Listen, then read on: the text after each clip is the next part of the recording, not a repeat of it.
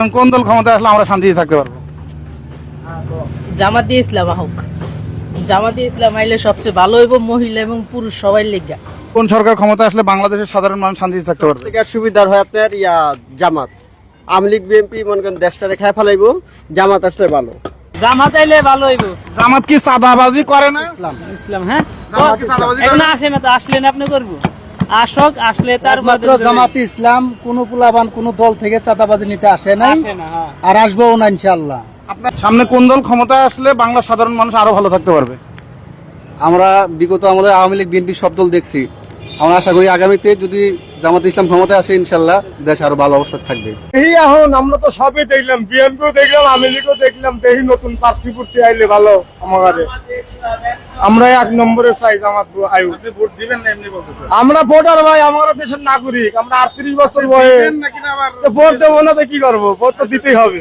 এখন কোন দল আসবে ভালো থাকবো, বেশিরভাগ এখন জামাতের দরকার। জামাতে ভোট দিবেন আপনি? হ্যাঁ ইনশাআল্লাহ। জামাতে ইসলাম, কেন জামাতে ইসলামে কি দেখছেন? জামাতে ইসলাম একবার আসুক, আমরা দেখি। এই পর্যন্ত জামাতে ইসলাম দেখি নাই। ভোট দিবেন না এমনি খাচ্ছেন?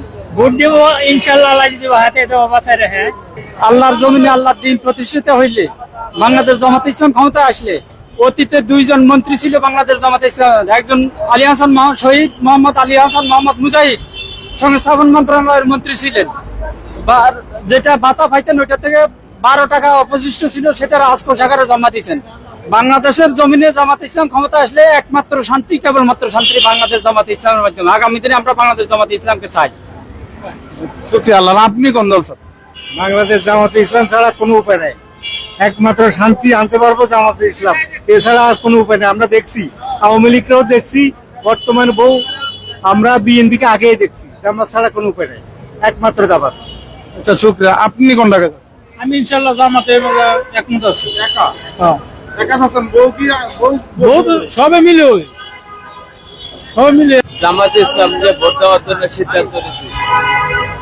কি দেখে এদের ভালো লাগবে? কি দেখে না, এখন তো সবাই তো রাজনীতি করে গেছে, তারা করেনি। তাকে বেনিফিটটা দেখি কি করে দেশের জন্য। নোংরা ভাবে মানুষ চলতেছে বর্তমানে সমাজে, তাকে কেউ সাহায্য করার মতো কোনো উদ্যোগ নিতেছে না কোন সরকার।